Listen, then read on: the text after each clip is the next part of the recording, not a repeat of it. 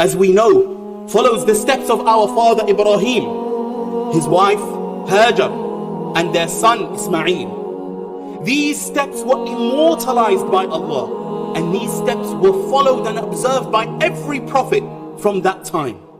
Now, as humans, we not only incline towards following the heroes who we idealize, but we also incline towards retracking their traces on earth, literally visiting their birthplaces and their childhood homes and their schools and their places of work. Now, as Muslims, we idealize no one more than the prophets of Allah, and the Prophet Muhammad sallallahu alaihi wasallam at the top of them.